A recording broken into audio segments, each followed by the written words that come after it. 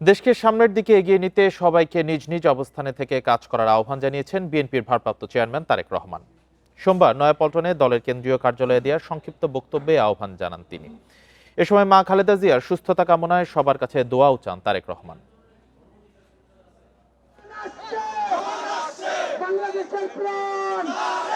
কোনো পূর্ব নির্ধারিত কর্মসূচি নয়, এরপরও নয়াপল্টন এলাকায় মিছিল আর নেতাকর্মীদের ঢল। একটাই উদ্দেশ্য, দলের ভারপ্রাপ্ত চেয়ারম্যান তারেক রহমানকে এক নজর দেখা। সোমবার দুপুরে যখন খবর ছড়িয়ে পড়ে তারেক রহমান আসছেন নয়াপল্টনে দলের কেন্দ্রীয় কার্যালয়ে, তখনই নেতাকর্মীরা ছুটতে থাকেন নয়াপল্টনের দিকে। বেলা ৩টায় গুলশানের বাসভবন থেকে তারেক রহমানের গাড়িবহর যাত্রা শুরু করে নয়াপল্টনের উদ্দেশ্যে। রেইনবো অলরাউন্ডার এক্সটেরিয়র পেইন্ট বাড়ির বাহিরের দেয়ালের সুরক্ষা নিয়ে থাকুন নিশ্চিন্ত, সাথে পাচ্ছেন ১০ বছরের ওয়ারেন্টি। ৩০ মিনিটের মধ্যেই চলে আসে নয়াপল্টন এলাকায়। হাজারো নেতাকর্মীর ভিড় ঠেলে কার্যালয়ের ভেতরে যেতে সময় লাগে আরও আধ ঘন্টা। কার্যালয়ে পৌঁছে নিজ রুমে না গিয়ে আগে আসেন দ্বিতীয় তলার বারান্দায়। হাত নেড়ে শুভেচ্ছা বিনিময় করেন বিএনপির ভারপ্রাপ্ত চেয়ারম্যান।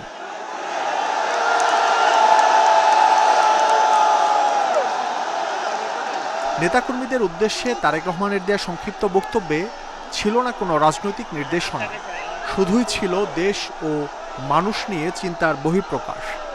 যার যতটুকু অবস্থান আছে সেখান থেকে আসুন, আমরা আমাদের দেশটাকে নতুন করে গড়ে তোলার চেষ্টা করি।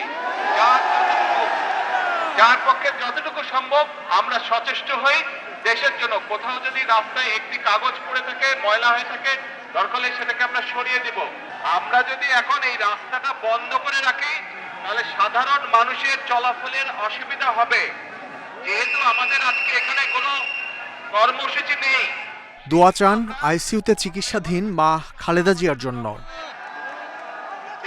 খালেদা জিয়ার সুস্থতার জন্য দোয়া করবেন।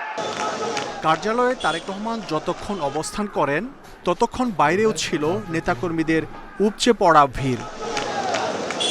দীর্ঘ ১৯ বছর পর দলটির কেন্দ্রীয় কার্যালয়ে আসছেন ভারপ্রাপ্ত চেয়ারম্যান তারেক রহমান।